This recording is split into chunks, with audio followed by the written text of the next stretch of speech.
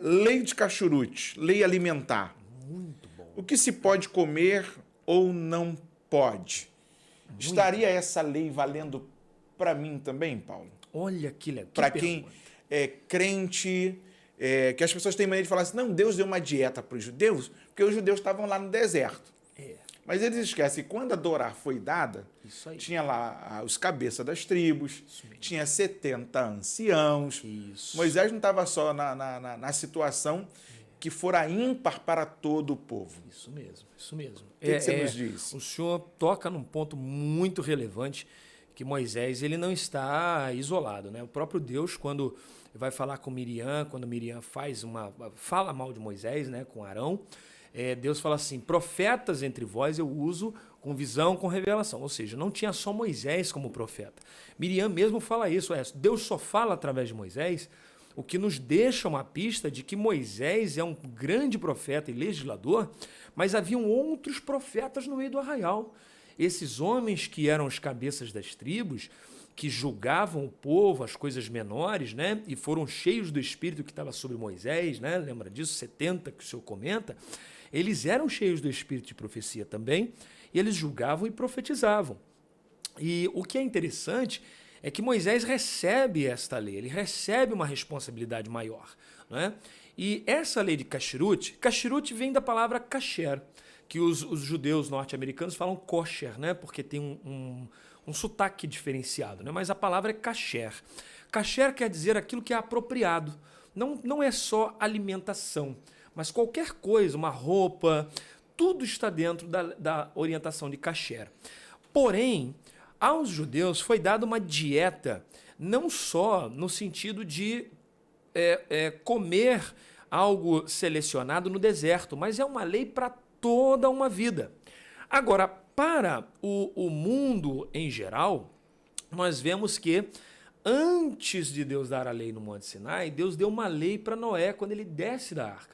E ele diz para Noé, vocês podem comer todo tipo de animal, até o réptil, Deus falou que podia comer. Então, o chinês não está pecando quando ele come barata, como é que fala, aquele escorpião, entendeu? Lula, lagosta. Ele não está pecando, porque a norma pós-diluviana foi dada por Deus.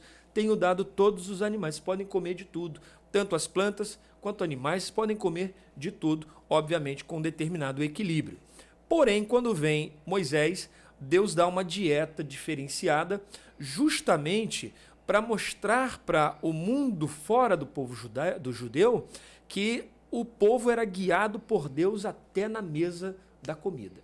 Aí vem a pergunta, e eu que sou cristão, qual é a minha lei de Kashrut? A lei de Kashrut do cristão está em Atos capítulo 15, aonde os apóstolos e os discípulos estão numa reunião e está se debatendo se os cristãos gentios precisam se converter ao judaísmo e depois aceitar Jesus, ou se eles podem aceitar somente Jesus, crer no sacrifício de Cristo e continuar as suas vidas normalmente. Né? Obviamente com santidade, separação e tal. Então há ali uma normatização de que eles devem se separar das prostituições, das comidas sacrificadas aos ídolos, da carne sufocada e do sangue. Essa é a lei de Kashrut para a igreja. O porco, a lagosta, o camarão e essas outras coisas, isso foi dado aos filhos de Israel que não comesse. E não é para não comer porque é ruim, não. Porque, gente, eu de vez em quando vou lá, como lá o fandangos, que é artificial, né, de presunto. O negócio é gostoso, varão. Né?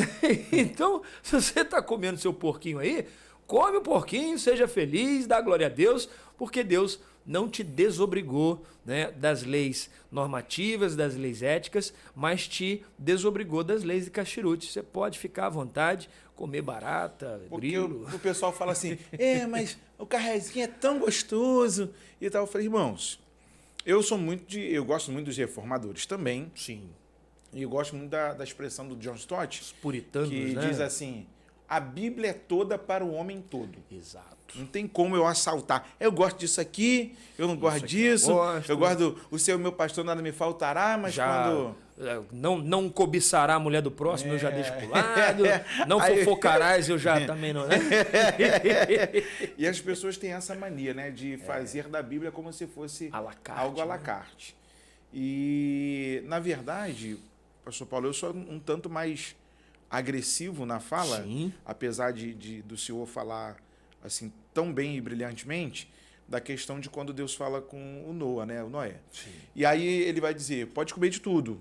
Só que quando você chega lá, você tem a lei dada por Deus a Moisés, você tem a Torá sendo explicitada diante das nações. São 70 anos, são 70 não são só judeus ali. Não. Então eu entendo de uma forma bem simplória, dentro do que a gente já conversava fora, de forma bem formal, já de muitos anos. E esse ano eu faço 20 anos de amizade com ele, irmão. Rapaz, é um tempo, em 2002 foi o ano que a gente se conheceu. Eu tinha acabado de aceitar Jesus. Eu aceitei Jesus no meado de 2001 para 2002, né? E em 2002 fui para Itaúna, nós nos conhecemos e a amizade ficou até hoje. E a gente sempre conversa, a gente sempre tem algumas discussões teológicas, fala assim, rapaz, achei um negócio aqui, vê isso aí. Aí fala assim, rapaz, que Bíblia é essa que você está lendo? E aí ele fala assim, mas está na Bíblia mesmo? Meu Deus. Aí ele olha para mim assim, rapaz, você está ficando muito curioso. Aí tem coisas que eu falo para a galera assim, se faz bem para o povo de Deus, que primariamente foi eleito, e Deus seleciona aquilo, por que não copiar? Fantástico, pastor. O senhor citou uma coisa que o bispo Abner, pregando brilhantemente, um dia ele estava pregando sobre todas as coisas me são lícitas, mas nem tudo me convém. E aí ele faz um paralelismo com esse texto, ele pega a perícope, né, o trecho que trata desse todas as coisas me são lícitas, e ele volta a alguns versículos no contexto direto, e ele diz o seguinte, vocês têm que entender que Paulo não está falando que tudo é lícito, porque os ilícitos ele tratou versículos acima. Então Paulo está falando aqui das coisas lícitas. Então das coisas lícitas, tudo é lícito, mas nem tudo que é lícito convém a Paulo. E ele traça um paralelismo ali brilhante, né? Falando sobre as coisas lícitas, mas que não convém. Então, quando o senhor é um pouco mais enérgico nessa questão da kashrut, o senhor não está errado, o senhor também está correto. Até porque, né, cada sinagoga tem um rabino, e a gente sempre fala, olha, procure o seu rabino. Como a gente fala na igreja, olha, eu tenho essa opinião, mas procure o seu pastor. Porque não quer dizer que a minha opinião é diferente do seu pastor, que o seu pastor está errado. De repente, o seu pastor tem um zelo a mais sobre a sua vida. E o senhor toca no meu brio, né? Porque o senhor fala assim, por que não copiar o povo de Deus? Aí meu coração enche de orgulho, porque, por mim, estava todo mundo vivendo a lei de kashrut. Mas para não escandalizar, né? Aquele que gosta de um bifezinho de carré no fim de semana, puxa, eu vou estar em pecado e tal. Não. Você não está em pecado para a morte, pecado para o inferno, mas se você puder, como dizia o pastor Antônio Gilberto, copiar as leis de kashrut, as leis dietéticas, você vai ver que muita coisa saudável vai começar a acontecer na sua vida. Então, como nada na Bíblia por acaso, Deus é o criador de tudo e Ele sabe o que é melhor para cada um. Fica a dica, pastor Paulo aí, nos dando essa oportunidade de poder, né, dizer para vocês, deixa o porquinho viver, né?